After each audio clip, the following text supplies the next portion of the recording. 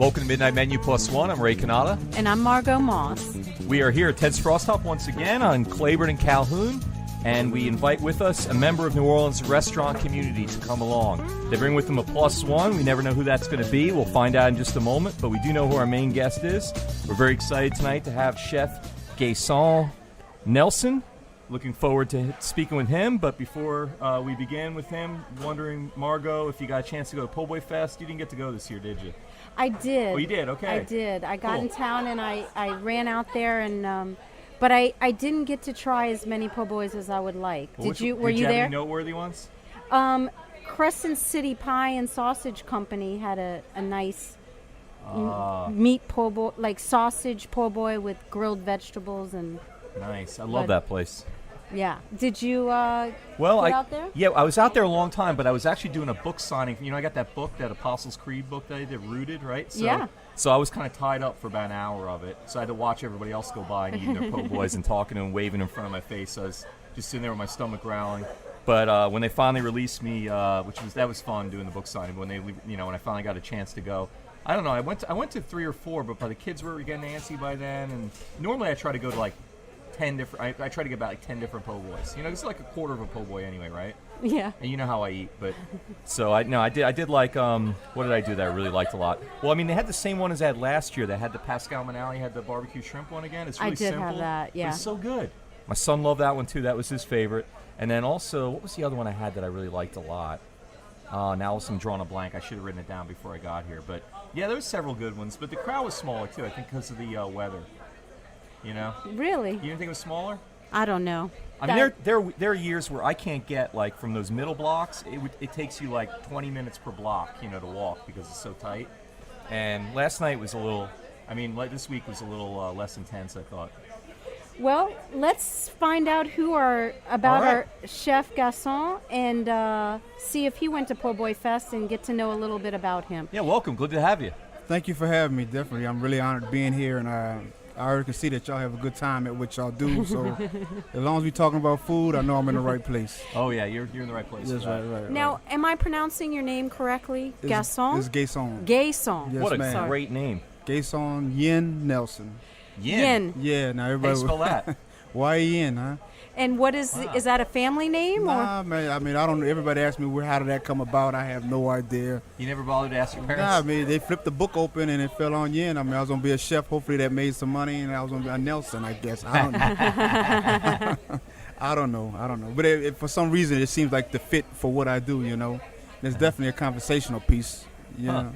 So is Gaston, is that a family name? No, it's not. That's like not I said, either? they flipped the book Both? open. Oh, we were talking about the yen. Okay, so the first one was random too.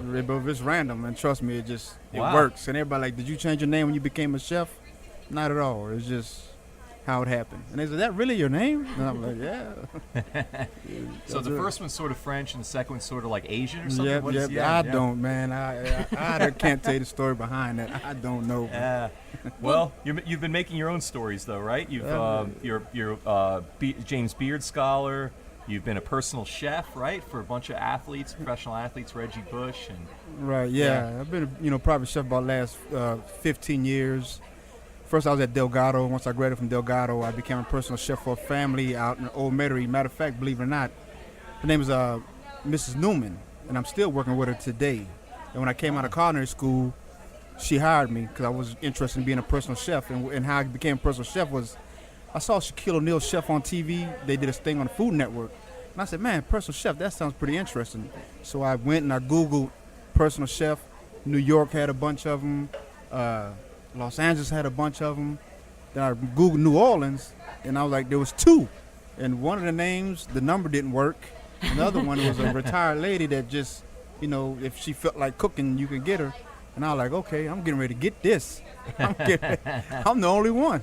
all right. Wow. And that's how that came about. And then one thing led to another. And I was working with the lady, Mrs. Newman. Still today, we have a great relationship. I'm like family there now. And then from there, I picked up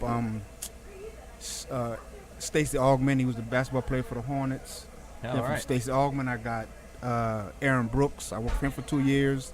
Then after Aaron Brooks, we got Hurricane Katrina. Then that put everything on hold. So I evacuated to Houston. And while I was in Houston, the Saints drafted Reggie Bush. And I remember like yesterday, I was in the gym working out in Houston, trying to like everybody else. Woe was me. What's next for me in my life? I'm in the gym working out, and I get a call over. No one in Houston knows me. I get a call over intercom. Chef Kason, you need at the front desk.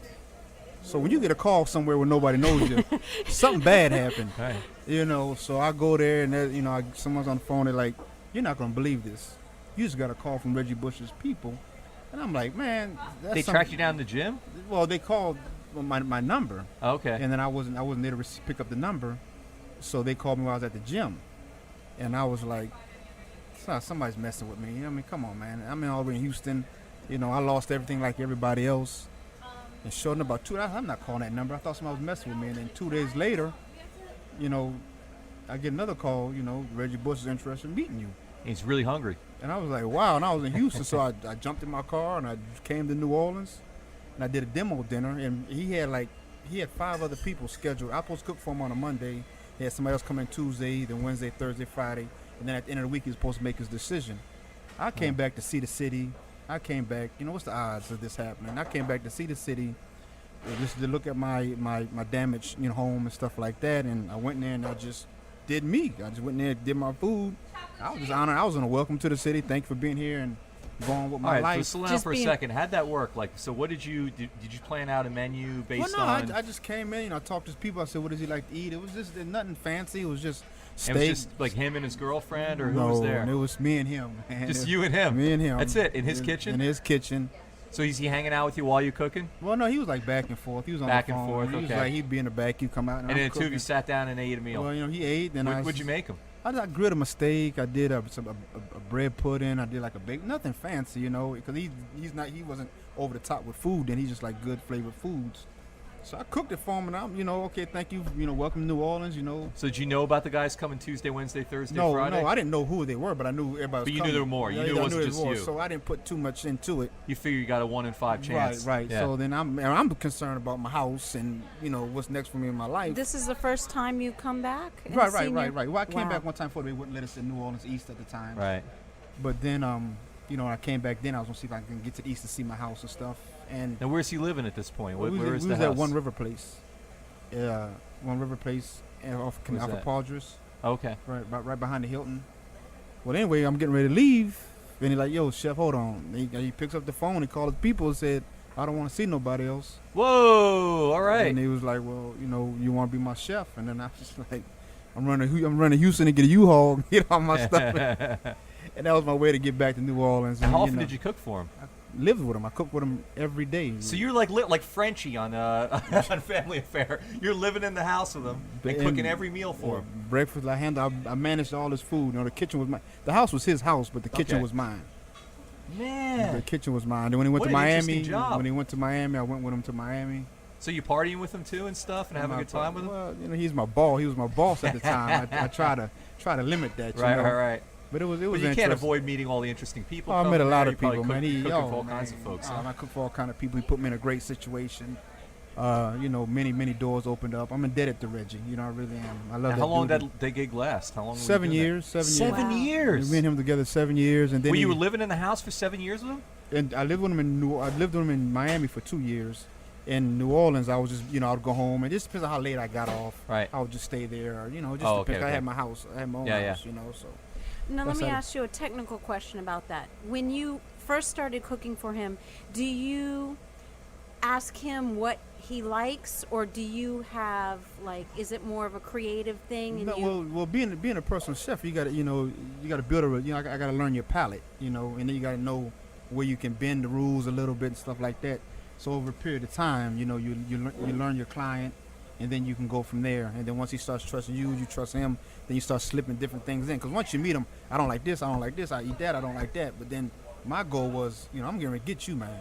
So I'm getting ready, he's going to try new things. I'm going to introduce him to different things and stuff like that. So it's wide open, Now, you ever get him sick? You ever feed him something he got really sick from? Nah, never. You're fine? You didn't get a bad batch of eggs or anything? No, you're never. lucky? what about, what if, does their, now I'm ignorant when it comes to sports, so help me with this, but don't they need to eat a certain way, that's the stay a point, certain right. weight, or for whatever type of position they play? Yeah, they Does do. that They do. change They with do. the over Did he get off on time? any fad diets or anything while you Well, had I him? wouldn't say that. I mean, we ate a lot. You know, he ate small meals like 6 times a day. You know, and then before every Saints game, before every game we had a certain meal we always did. It's things like that. So it was nothing out the box. But we ate. He didn't. You know, people think he sits down and eats this big amount. No, it was never like that. Huh. We ate a lot though. You know, I was in that kitchen at least 5-6 times a day. Wow. You know, just making some small different things for him. Or if he couldn't get home, he'd grab a smoothie or something like that. So what did he eat right before the game? What was like his Oh. last meal before the game? Really? Yeah. We would have scrambled eggs with cheese, hash browns, pancake with syrup, and orange juice. Huh. That was Every time. every game. Wow. Was that a big?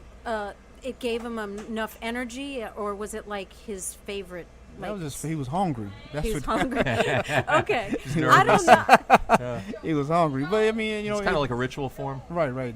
But I mean, that opened up so many other doors for me being a Mm-hmm. private chef. I go into different homes and I Right. cook for so many different people. And I mean, me and my mystery guest, you know, we was sitting there. I get emails from certain people that want me to do just certain things, and I get all kind of calls for Thanksgiving meals and things like that. Well, that So- might be a good entree to have him. Why don't you introduce him? I see he's here. Oh, Who is your plus one? well, I'm excited. I'm glad y'all let me introduce this guy. I'm excited about introducing him because he's like a mentor to me, man. This dude, he got me when I came out of college. I got a funny story to share with y'all about this guy too. He got me when I came out of culinary school. He's been with me since my whole career. He's like a brother to me, actually. You know, I consider him family. Matter of fact, we had our daughters back to back, and Yep. you know, we've been together. So this is the owner of a Sunray Grill, Dana Dolch. All Definitely right. my mentor. Great to be here today. Yeah, Thank you for joining us. My pleasure. Welcome. Say your name one more time. My name is Dana. Dana Yep. Deutsch. Last name is Deutsch. Yep. And I'm with Sunray Grill. I started in '96. All right. Okay, One of and 3 restaurants. Oh, okay. What are your other restaurants? I have one which you in the warehouse district, which you were kind enough to give me a nice review for. Oh, good. years I'm ago. sweating it. I'm going, uh-oh. I have one. Well, I got started in Gretna in 1996, and I have one in Old Metairie on Fosis and Pink Okay. Street. Oh, but which they're is- all Sunray Grills. They are. Oh, okay. They're okay. all a little different. Yeah. But some common threads. So we're not like your typical chain restaurant. Right. Where the menus are going to be cookie cutter and the same in each restaurant. Yeah. They each kind of evolve to the neighborhood that they're in. Neat. You know, we love the one in the warehouse district. It's been great. Haven't been to the other ones. So I don't eat out of town that much, but yeah. We'll have to get you to try that out. Okay. Well, glad you're here. now I want to know. I want to hear this funny story about. No, but Dana. do you know what I'm thinking? The story. Are you going to tell them the one about the desserts where you Yeah, did all that? yeah. Check, I love telling the story. Check this out. This man, I mean, I'm just coming out of culinary school, you know, and we had a pastry chef who did a great job that went on and did other things. And, you know, he said, well, you know, the pastry, I've never baked a day in my life. You know, I did little things in school. And he said, well, you know, the pastry department's open. Just when I was at Sunray, and I didn't know what I was doing. I just wanted to accept the challenge. I like to challenge myself in the kitchen. So I said, I'll do it, Dana. He said, okay, it's yours, da-da-da. But I had to break down each dessert. And, I mean, now Dana was to the T. Now, Dana want to know, you know, every ounce. He want to know how much electricity you use to bake the brownie. business all the Well, way, we huh? wanted to, we were very good about wanting to spec things and make sure that whatever we did, that we got a consistent product. Right. Do it again Yeah, and exactly. consistently give a good product. Man, I'm telling you, I was nervous about the whole situation. I had to break every menu down, every item that we had on the menu, and then he want to know how we cost it out and stuff like that. I swear to you, matter of fact, I was in Tulane Library all day, breaking these recipes down, adding it up, getting it right, and I was like, I had put my little packet together. I'm coming out of culinary school. I'm all excited. I go and I give it to. Give me a piece of paper. Let me show you what he did. I go to no. He went just like this. I go and I had it. We had a meeting that day. I said, all right, then I did the desserts and stuff like that. And he went, and I took about 8 hours on this thing. Then it was just like this. Okay, we had a meeting. He said, okay, yeah, fine. Now what are we gonna do today? He didn't even look at it, man. I mean, I say somebody's gonna look at this menu today. He broke my little heart, man. He broke my heart, man. I was like, But he still loves me. But then no, but And but then what he built did, you back up. No, but what he did, I learned so much by that. You know what I mean? I learned so much by that. Obviously, I did it right, because if I didn't do it right, he wouldn't have went, okay, and we would have moved on, because I would have heard about it. Yeah. You know what I mean? But he's opened up so many doors, and So did you end up working at Sunray then? Oh no, I was there what, a good while. Years, man. yeah. You Years, started a man. couple of our commercials, yeah. Yeah, I was in. Yeah. You know, I was in the Oh, commercials. in I was- acting. Yeah. Yeah, me and Dana, we've been together, and then he's so fair. I mean, there was times I've had stuff outside, and when I wasn't with Sunray, and I needed to use this kitchen, and he would let me come in after they close. And Now, were you He doing was that just- same time that you were doing the personal chef stuff? Oh too? yeah. Okay, This so other there's enough stuff. time to be doing right, both. Right. I And- mean, I'm thinking like Reggie Bush is eating 6 times a day. Right. Are it's you a lot like hard to dashing find out time to of do desserts, right? Oh Right. man, when I was in, Sunray to race over there and then come back again? No. I put it like this. There was times I was in the kitchen at Reggie's house and run out of something, and everything's closed, so you know where I'm going, right? Me. I was grocery store. You know I'm going. I'm going to Sunray. But he's always been there, and it's some fun. And he's always let me come back and play. Matter of fact, you know, we had his white chocolate brownie on the menu, and you know, he calls me up the other day and asks me if he wants to bring it back. So I'm gonna go in there and You play gotta around. come down here and get me straight again get on me that. straight on that. Although and we so- didn't save all the paperwork that you did No, in the but- end, so now we got to start from scratch. you know, Back but- to the Tulane Library. Right. and I tell you, and what we was talking about earlier in this game, you know, it's at times it's stressful and it takes so much on you, but to have people around you that understands this culinary game, to be supportive. I was in a real bad car accident. And I had different clients. Hey, when and did that happen? Oh, this is like years ago. That was when you first started working with me, yeah. Because I remember we held your spot. Yeah, he held my spot, but the thing was What this. happened though. to you? Were you I was hit by 18-wheeler coming from Slidell, and I was in a coma for like a day. He was bad. He had a hole in his head. Had a and hole in my there was head. in the beginning. I remember that the first phone calls we had from his wife or girlfriend at the time was that they didn't think he was going to make it. I mean, Wow. it was really a bad accident. Right. Huh? And then you 100% now. No, You yeah, have no, any no, lasting, I'm 100% now. But the funny thing about it was Dana he went to my clients to make sure I didn't lose them, Yeah. and he was gonna cook Hey, for 'em. can we send you meals over? Can we And do he was anything gonna do for it, you so, you know- Oh, wow. until he gets back and try to help? It. Yeah. So we really, we all. You know, That was a great crew we had back Oh, then. yeah, we man, had we had a lot of people that we were looking after you. It wasn't just me. We were all pulling for you. yeah, but I came back and I'm stronger, and then sure enough, I'm back in Sunray working away, and Dana just held it down for me, and it was just just family, Yeah. Neat. really family. Now, how did you guys meet originally? How'd you start? I was How'd you connect? I was going through the Wieners, and the Sunray Grill needed a cook, and I remember calling and a guy named Thomas Hinyap. Tom Hinyap, yep. What year was that?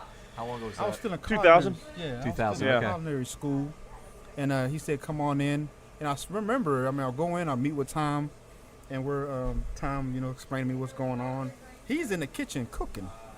You gotta figure how long ago was that? Yeah. My daughter's 11, I believe 15, almost 20 years ago. That's 12. And he's the owner now, stirring the pot, and he had an apron on. I walk right by. I'm thinking he's a line cook, and I'm looking at him. Look at this little kid over here. Well, let me ask you, Dana, Uh-huh. how did you first get into the food business? It was my father was a doctor, and his father was a dentist, and I came from a long line of medicine. But I had my mother's father was a restaurant guy, but he died when I was 7, so I never really had any impact by him. But it was something that I always wanted to do, and my parents, being physicians and being nurses and being in the tried everything they could to keep me out of it. They said, "Don't do it. It's terrible. You work long hours. You do." But I couldn't do it. I kept gravitating towards it.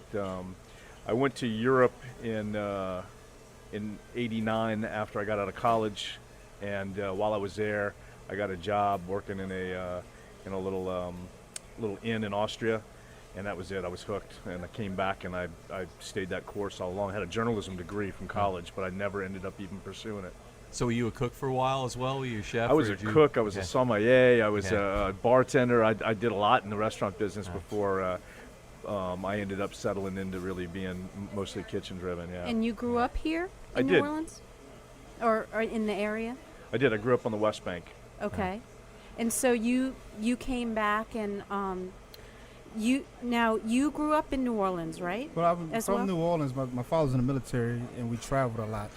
But this is home for me and stuff like that. I've been to Europe, Hawaii. When I was in the military for 5 years, I started cooking in the Army, so I traveled a lot. But New Orleans is home. This is where I'm from.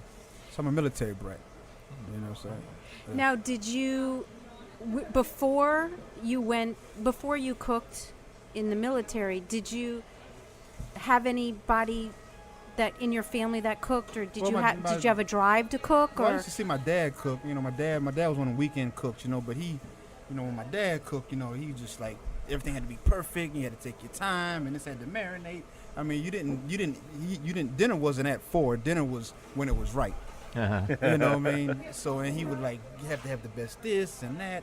So I saw that. My mom did a great job by feeding us. But when my dad cooked, it was like, okay. It was passion. It was passion, Yeah. and I saw that. But then you got to figure back, this is 88. You know, this is 88. I mean, you know, being a cook back then, you know, I knew I loved food. But, you know, back then, you know, how can I go say, I'm going to be a cook, They're like, what? You know, so I always knew that's what I wanted to do. So when I joined the military, I joined it as a cook. And then that's where everything just started growing, and then I started learning more about food and stuff like that. So did cooking for that many people in the military, was that comparable to the pressure in a kitchen to get food out? I mean, was it? Did that? How did that affect your future?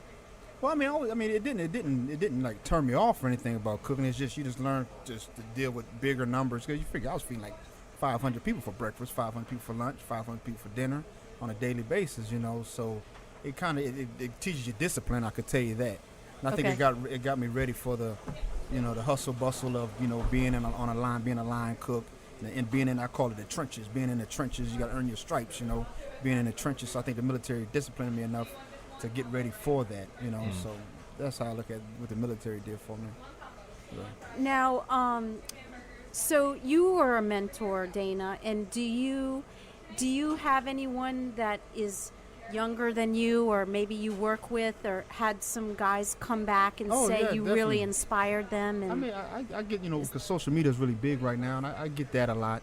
People, you know, see my food and say, oh, I want to try this, or people ask me, how did they get started and stuff like that. So I had a few people that came along and want to get into this. It's just, it kind of makes me nervous because, like I said, I've been in this before I became a private chef for like 15 years. I was like in the military 5. I was working in the quarters, a line cook, you know, putting in them hours. I mean, working with Dana.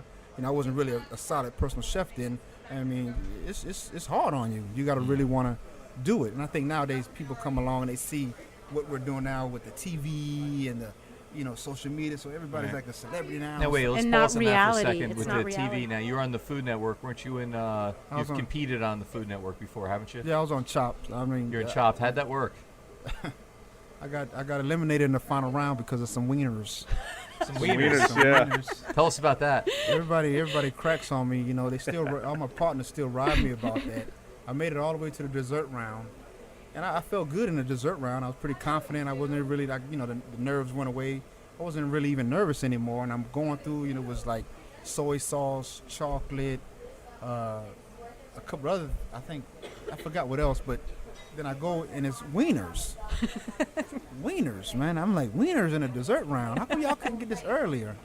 Little cocktail wieners, man. I'm like, what do you do with wieners, man? Chocolate and wieners, yeah. Yeah. Oh, man, I made a pretty good, they said they love my, I did a chocolate soy sauce that I drizzled over some crusted French toast I did or something like that. Uh-huh. But wieners, Wieners man. tripped you up. Yeah. You know what? I I'm don't know how glad. you I'm glad. transform- If you can make a good dessert out of wieners, there's something wrong with you. You don't want yeah, that. yeah, like That was a stumper. I remember watching him when he was on and saying, that's a really difficult task. I despise hot dogs. I haven't had a hot dog since 1975. That was my last hot dog. Wow. But then the thing is, But this is cocktail wieners. This isn't even a hot dog. Yeah, this is a sub hot dog. This is like these things wish they were hot dogs, Right. like beneath hot dogs. and then, but on the flight home, I thought of 100 things I could have done with them, you know. There you So go. I was like, man, I should have taken them. Well, tell us one. What's something you can do? How would you make a dessert hot dog? What I should have done. I should have taken them, tempura fried them, and tossed them in the chocolate soy. They've been like coated, and it's just tempura fried with the chocolate soy, a little, you know, something like that. yeah. That's I where I'm don't at know. now. It still with sounds I mean, it gross. sounds like, I mean, hindsight, but I don't know how somebody could win with wieners. So the guy won. What did he do with it? No, what he did, he The guy made who a beat you, what did biscuit. he He do? took a biscuit, and he paraded the wieners up and put it in his biscuit dough, and made a biscuit like a shortcake, and he made some kind of sauce or something, and he put on top That's of that. gross too. Yeah, no, that doesn't. Chocolate There's soy no sauce. lipstick on that pig. You know? Yeah, yeah, yeah. That's awful. Wow, that's kind of interesting. So did they show your show then too? I mean, since you made it to the finals, it was broadcast, right? Yeah. Oh I yeah. saw it. Yeah. I've seen them on reruns quite a few times. Oh, yeah, Oh, cool. It was That's nice. kinda neat. It was pretty cool. I mean, believe it or not, I mean, I made it all the way to the finals, and so many other things, other doors has opened. Cause like the guy told me, one of the producers, he said, you got to realize we was on national TV for 45 minutes. That's you know, huge. something has to come out of Right. that, you know. Yeah. And some cool things did come out of it, and I wouldn't exchange it for the world. So what's the best thing that came out of it that you know of? Some stuff I'm not allowed to say right now, but I get. Really? How come? Maybe other things are going to come of it. Right. okay, Yeah, okay. I'm not supposed to. I really. Yeah, I mean, and don't do it because no. we have had some people on that yeah. I mean, he can vouch for it. He can. Yeah, you have a lot of times. There was recently a chef here that was going to be on on one of the shows. I think it was Chopped, and then she spoke about it, and it ended up that she Yes. wasn't allowed to go on. So there are some contractual things when they're talking that you're not allowed to speak about. Yeah. Right. But you could say, but needless to say, it was a great Oh, experience. man, I wouldn't chat. I and met some cool people. I wouldn't exchange it for nothing in the world. And you know, it's so funny. I'll be 11 o'clock at night. I'm turning the TV, and I say, "That's me." no, they'll show. and you know. and it's not. How do you handle that? That's a different scenario than cooking for people and their opinions. Like, how do you mentally prepare for a competition? And also, it's random shit that is not, you're not gonna be able to train for. Oh, you're not. So, I mean, I sat there and I said, "How do I work out to get myself ready for this?" There's nothing you can do. Right. You know, I mean, you just maybe read up and watch old episodes and see, and they're not going to come back with the same thing. Right. You just Yeah. got to be ready. You just got to be ready. You know, and what I did is I have some friends at Inland Seafood. I said they might if they give me a fish. So I went there and broke down a fish for a day maybe for Right. like an hour with them, and I just read, and what I told myself is everything has a texture. Everything is related to something Right. that I've dealt with before. So Ah. it has to feel like something, taste like something, look like something. Huh. So I related it to that, and that's how I dealt with it. Huh. And I tell you, that clock is for real, man. God dog, boy. That Really? 30 minutes, man. I could be on the treadmill in the gym, and 30 minutes take a long time. But Right. that clock in the Food Network, Goes that faster. clock I is can't for even real. imagine because besides its random ingredients, cooking anything in 30 minutes is, it's amazing. Oh, it is. Now And, I would think doing the personal chef thing though, there's got to be times where you run out of something, or they get a craving for something, or whatever. Where you're yeah. doing a similar sort of thing, Oh, where you're definitely. looking in the pantry, going, okay, I got to make him something he's gonna Right, like, right. and all I got is wieners and chocolate No, syrup. I mean and- what happens a lot too is like Exactly. I could be doing something, and then he has company. Some of the players come over or something like and you that, expect 15 hungry guys to and show then up. you and- find, oh, well, I don't eat this and I don't eat that, and you're like, come on, man. And then you being a chef, you can't look down the line, and you got to fix it. yeah, Right. it's You you. got to huh? fix it, so you got to do it. You're the answer. Now, are you doing this for anybody right now? Well, I do a lot of work with Ben Watson. He's a Oh, tight end. yeah, He's right. a tight end for the Saints. and Yeah, I we do- love him. Yeah. Yeah, and I do a lot of private dinners for different people and Oh, that's stuff cool. like Does that. he live in town here Yes, too? yes, he lives in Old Metairie. He lives in Old Metairie. Yeah, Okay. so I stay busy, and I got a bunch of different clients I work for, stuff like that. So it's Huh. good. I'm staying busy, and then So you just enjoy it? You think you're going to keep doing the personal chef thing I just for want to indefinitely? cook. Oh yeah, I just want to cook. I don't feel like I work. Right. You know what I mean? I get up every day and I get paid to play. I just came back from Miami doing the Caribbean Jerk Fest. I went out there Nice. and I'm like, you gonna pay me to come out here to cook? Now you have a family too, right? No, I have a daughter. Oh, you have a daughter. Okay, yeah. okay. I'm single. I have a Okay. daughter. I have my oldest daughter. She's in college. Well, she's graduated from Spelman. She's in Atlanta. Oh wow. And I have an 11-year-old little Oh, girl. wow. Nice. So and then She live here in town? oh yes. So it's just me, my skillets, and my Oh, that's good. So you're more flexible. You Right, can right. fly down to Miami in a drop of a hat or yeah, whatever. yeah. So it's all good. good. It's wide open for me. All right. Yeah. Do we have the book of questions with us today, Margo? Yes. I think it's time. Sorry to do Almost this out of to time. y'all. Okay, this is where we ask you your favorite number, and we ask you a question from this. I'm supposed to say fantastic, horrible book from the 80s when you were in high school, probably. No, you were You Yeah, were that's about right. And you graduated. You were in college, maybe just finishing college when this book was really. I was in high school popular. and college in the 80s. I So, covered both of those. Please Yeah, forgive me us too. if something's really offensive, but we will get to know the real you It's from more this goofy book. than offensive usually. Okay. All right. What's your favorite number? My favorite number? Up to Yes. 200 and something. 88. 88. I don't think we had 88 yet. Okay. That's 86. Downer. Nope, that's 86. Oh. Okay. Okay. You, your closest friend, and your father are on vacation together hiking in a remote jungle. Your two companions stumble into a nest of poisonous vipers and are bitten repeatedly. You know neither will live, oh boy, without an immediate shot of antivenom, yet there is only a single dose of antivenom and it's in your pocket. What do you do? What do I do? I mean, Weird question. It's so bizarre. I am so sorry. I told you. All right. It's You need to rethink it's your your number. closest friend, your father, and you on a vacation. Wait, do all three get bit? No, the two of them get bit. Yeah. So it's between your closest friend and your dad is what they're saying. Or you can give neither one of them the venom because you can't really? decide. But and I didn't get bit at all, huh? You're good. No, you're good. So it's your responsibility to make the decision. I mean, you have to go with your father, don't you? I mean, wouldn't you think? They say blood's thicker than water. You got to. I mean, that's like you got to go with your father, huh? I I would would- think. Help me out. My Daniel, father's what would you do? deceased, so I What would would you do? have Mine to. It's a hard. I'd That's have to go with Dad. Yeah, Yeah. you got to go with dad. Yeah, you got to go with dad. Okay. It's like dad's making it out of the jungle. Yeah. all Closest right. friend is But your dad was in the army, Viper wasn't food. he? He Yeah. probably could find some root and suck it out. Yeah. So maybe you'd give it to your friend. he'll And bite off the wound. And, Yeah. Right. all right. That's a situation we just hope we never have to Right, really right, be in, right? I'd say just stay away from the jungle and the vipers and we'll be fine. Yeah. all right. Okay, Dana. My turn. Yes. 16.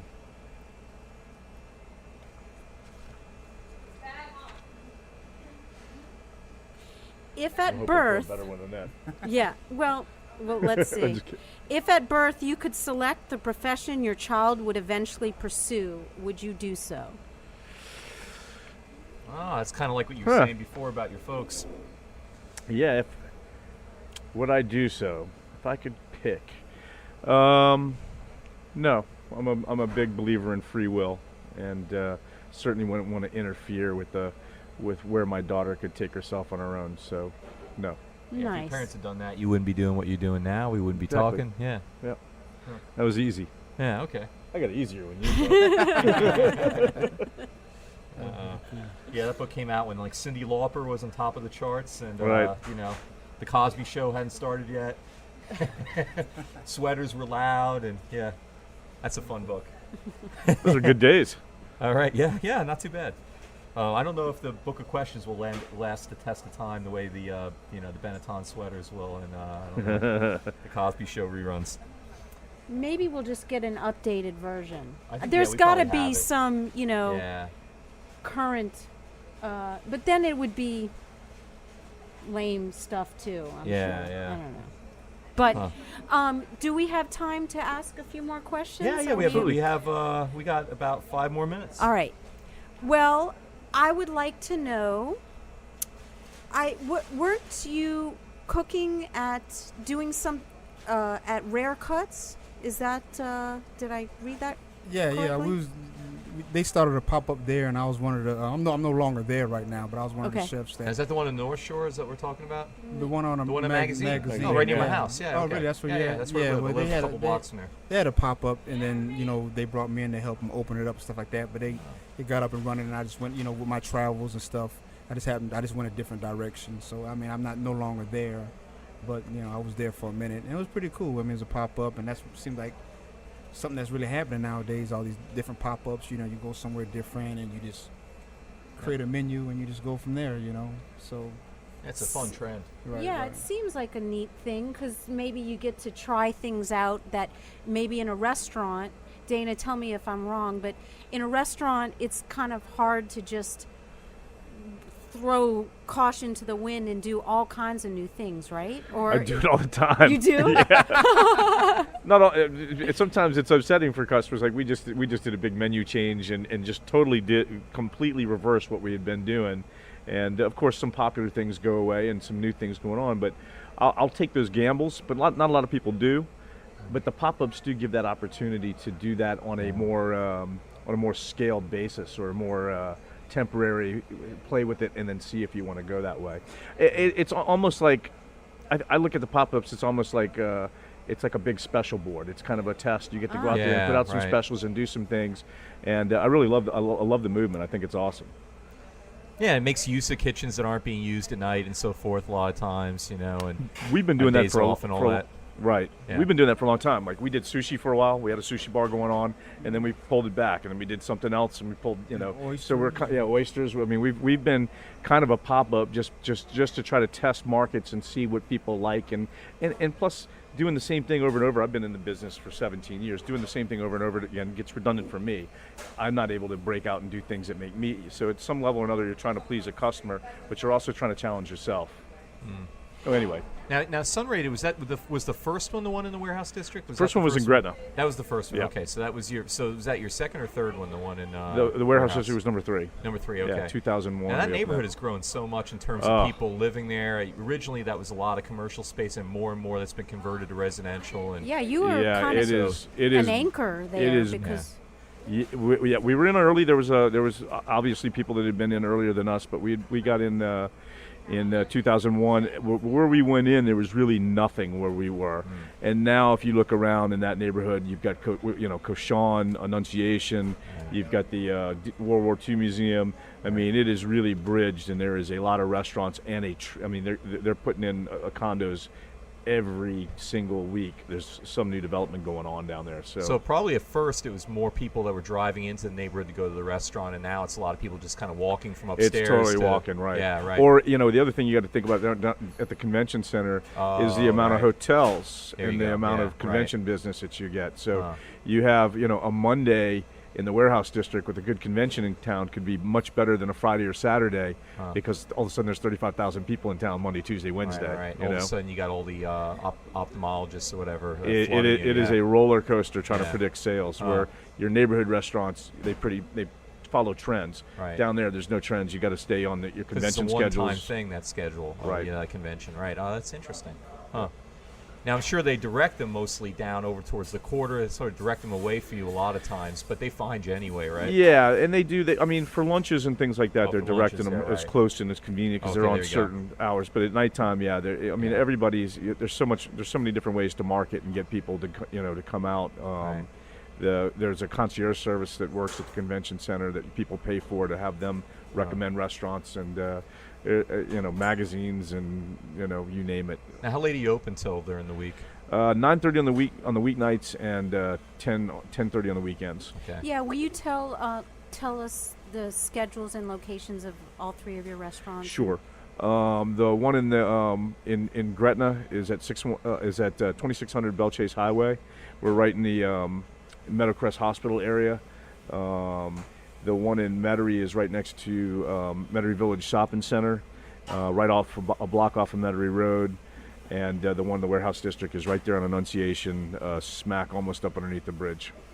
And do you have different schedules of when you're open at all 3? They're all open 7 days a week, and lunch and dinner and continuous service throughout the day.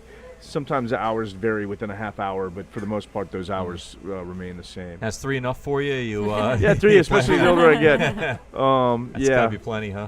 Yeah. And so do you have a home base? Is there one place where you're parked out most of the time? I'm usually wherever there's. If you see me and I'm working, there's usually that I'm there because there's the restaurant is short staffed or somebody left or I'm retraining somebody. So you don't have a main office at one of them or anything like that? No, I'm everywhere. I'm at all of them, and then I'm always working. If there's a menu development I'm working on or something like that, that's where I tend to spend my time.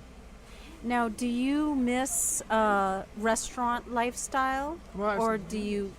It's not that I miss it. I always can, I know I have good friends, Jared at LeBeau, because I got Danny here that I can go in there. I like my freedom, I like being in control of where I got to be and what I got to do and stuff like that.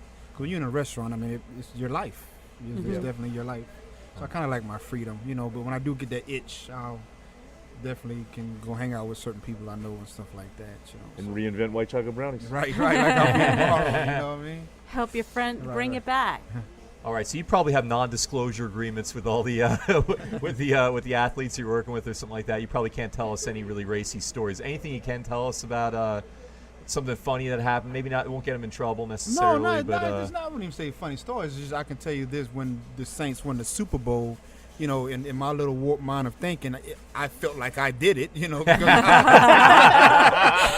it was your scrambled eggs. Yeah, because I was a big part of a piece of that with it. So you know, when we was on That's Canal awesome. Street and everybody was partying, I'm looking around like I got all these people on Canal Street. Well, you in some ways you were part of the Because team. I was a part of yeah. the team. Because I was the one that made sure that this guy Yep. was taken care of, that helped get this team for my city can win a Super Bowl. And that's just you know, please don't take it from me. That's just my little thing. So Nice. that's it. But not no really funny stories. I mean, you get. Hey, were you with him when he was dating Kim Kardashian? I was there the Yeah. whole run. I was there for the So whole you're run. feeding Kim Kardashian all the time Man, too. I'm feeding everybody. You got to have a Kim Kardashian story. Come I on. don't have. You're lying. You're lying. I don't have. You, None, man. you want to make sure you get other gigs. Yeah, Yeah, I right, don't blame right. you. Now they probably appreciate Oh, no, definitely. your discreet Right, nature right. and We don't, but they do. yeah. I mean, if this house burns down around me, all I know is I was in the kitchen cooking. That's all. I know nothing. I see nothing. At retirement, you got to write your memoirs. That's it. I don't know nothing. It's all good. Now, do you see anything in athletes that you can learn from them that take into your oh my goodness! cooking? I'm glad you asked me that. I tell people this all the time. I watched when I was working for the Rock Johnson when he's here shooting G.I. Joe. I worked for him, and I see what he does every day. How serious he took it. I mean, that role became his life. I watched what Reggie did. I watched what Chris Paul did, and how that's their life. You know, that's before anything. So I kind of took that mentality and I kind of use it for my cooking, just trying to be successful and move forward. You know, you have to become it. You have to sleep, eat, and breathe it. You know, it has to become your life if you want to be successful. Your family has to understand. You got to understand the sacrifices that it take. And it's just all about watching the discipline. You know, I watch Reggie get up every morning. I watch The Rock work out. I'm like, man. But then you see how successful they are. Right. So it all pays off. So you do good things will come back, you know, as your reward. So that's what I try to do. And that's what you tell people that maybe write you on you have a website? Yeah, my website is up. Thank you for asking. It's at www.chefgason.com. I'm real active on Twitter, you know, and that's at Chef Gason. You know, once again, Chef Gason, Gason, and I'm always posting food, what I'm doing, and stuff like that because. And I saw food. it has recipes. Oh, it has and everything. It has everything, you know. So as soon as I get off here, I'm probably going to tweet something out. My buddy. I'm trying to get him caught up on social media. Yeah. It's Yeah, all that's good. something I have lagged on. I've got two kids that keep me a little bit busy in my Well, office. recruit them. They probably know better than you do. They're not Yeah. kidding. My oldest Yeah. certainly should be a great promoter on Twitter. What are their ages? I've got one getting ready to make 12, and the other one's 8. All right. 2 little girls. Nice. Now, let me ask y'all, this is maybe a strange question, but if Ray and I were to go into your house right now and open up your refrigerator, Good question. what would be in y'all's refrigerator? You're gonna laugh. Goat stew. Goat stew. Yeah. That sounds Goat great. stew. Did you make the goat stew? I did last night. Wow. What Good got turn. you? Where'd you get the goat from? Well, I'm a big scuba diver, so I'm down Okay. in the Caribbean a lot. Goat Okay. I got from Restaurant Depot. Wait a second. You brought goat back from the Caribbean? No. No, you got it I'm from a Restaurant big, Depot, but okay. but that's a big dish in the Oh, Caribbean, gotcha. and I So you mimic had that some a down lot. there, and you came You back have- and said, I "I want make it some all goat." the time. I Nice. make it all the time. It's It one of my brings you back standards. to scuba exactly. diving and It makes takes me you- to the islands. It's something that it's comfort food for me at home. Now I've tried Does to do your that in the family restaurants. think it's comforting food? They do. My wife loves it. My Tastes like youngest chicken? daughter not so much. We had a big fight about that last night. But yeah, my oldest daughter loves it, and it's something that gives it's something that doesn't really sell well in the restaurant whenever I've done it, because I have done it in the restaurant, but it's certainly comfort food at home for us. Now, I've seen it in the Nice. Vietnamese restaurants. I've never had it on the West Bank, and I've not tried it. But maybe you'll come back and bring us It's some good. next time you One of the make great it things about goat to is you try. get that it's a very lean beef, and it's usually not hormone and antibiotic fed, and so it's a very, very great source of protein without all the junk that goes And is with it it. gamey? No. It's got a little bit of gaminess to it, but I like that. I like lamb and those kind of things, but Yeah. not Yeah. overpoweringly. Okay. We just recently did the same thing in my Metairie restaurant. We went to 4 grass-fed beef steaks, doing the same thing, looking to try to provide those alternatives because of what is going on out there in the food industry these days with processed and overprocessed and food that's got beef and meats that are highly antibiotic driven, and so really trying to embrace those concepts, those green concepts. Oh, that's great. All right. What about you? Is it bear or is it? I mean, it's, I have a lot of sports drinks. I play a lot of tennis. I have a lot of sports drinks. I'm in and out my house so much. I mean, the last thing I cooked in my house was it's not as exciting as his. But I mean, like liver and onions and stuff like that. So I mean, my refrigerator is boring. I bet Liver your onions. liver onions are good. Last time I had Yeah. liver onions was my grandmother, and it sucked. It was terrible. It was about 25, 30 years ago, and it was awful. Okay. I bet you yours are awesome. You always done liver. I remember you used to do that. When, Is that nostalgic, Oh, no, I or just just something you I like? Like it. it. I just enjoy liver. High in iron. Gives you, Yep. gives you fuel for Yeah, your yeah. tennis matches, Right, and right. so Well- that says something about you, because I mean you're active and athletic on your free time. Yeah, I play on the So- tennis team out here, and I'm addicted. That's my drug of choice, tennis. So if I'm not in the kitchen, I'm playing tennis. What courts? Where do you play? New Orleans, Metairie, anywhere there's a tennis court that I can play. I just love the game. Side of I'm the at house. Stern. I'm at Stern a lot, and I'm at Joe Brown in New Orleans East. So that's where I'm at the most All right. majority of the time. Cool. All right. Well, we are out of time, unfortunately, Margaret. Went by so fast. That was a good closing question, though. I got to tell you, that was good. Well, our guest has been Chef Gason Nelson and Sunray Grill owner Dana Deutsch. So glad to have you guys. Tell us one more time any contact information, your website. Let's start with you, Dana. Anything about Sunray Grill, address, Or anything contacts? y'all want to promote to Yep. something coming up. We have the 3 locations in the city, each one having a little bit different vibe and a little bit different menu, but all the popular favorites are shared by all. Menu is just kind of a story of my life, what I've seen and tasted and traveled, and what I've wanted to reproduce here. Great place to do wedding rehearsal dinners in the warehouse district. We're a large right. space, and we do a lot of functions down there. And that's us. That's me and my restaurants. All right. And tell us again your website. Well, for me, I mean, I'm a private chef. So anytime you need anything, you want that private dinner, you want to do anything special for anybody, you can give me a call. My website's www.chefgason, once again, gason.com, and my Twitter's @chefgason. And I just love food, and we can sit down, put together a menu, and we can have some fun. And he makes a heck of a white chocolate brownie. Our show is recorded live at Ted's Frost Top on Claiborne Avenue in Calhoun in Uptown New Orleans. Ted's is open 7 days a week, serving first-class burgers, beer, and their awesome homemade root beer in a frosty mug. Midnight Menu Plus One is produced by Grant Morris, and Chris Keogh is our technical director. And this fabulous audio quality that you hear is by PreSonus Audio Electronics. Makes all kinds of wonderful things. Visit presonus.com for more information. You can get in touch with us here at Midnight Menu Plus One by going to our website. It's neworleans.com, and from there you can follow us on Twitter, find us on Facebook, sign up for our mailing list, get all kinds of swag. And while you're at itsneworleans.com, you can listen to other episodes of Midnight Menu Plus One and our other shows, Happy Hour, Mindset, True to the Game, Vietnola, Out to Lunch, and others. And if you listen to the show on iTunes, please rate us and review us. It helps other people to find us. Midnight Menu Plus One is a production of INO Broadcasting for itsneworleans.com. Till we meet here again at Ted's Frost Top, I am Ray Kanata. And I'm Margot Moss. Thanks.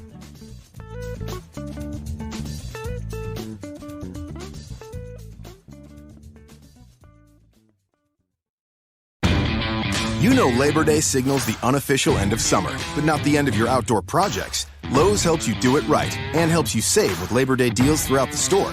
Shop now and get 2 bags of Stay Green potty mix for $12. And keep your lawn looking neat and trim with a Craftsman 2-cycle 17-inch gas string trimmer, now $20 off at just $119. Whatever's still on your to-do list this Labor Day, do it right for less. Start with Lowe's. Offers valid through 8/28. Soil offer excludes Alaska and Hawaii. U.S. only.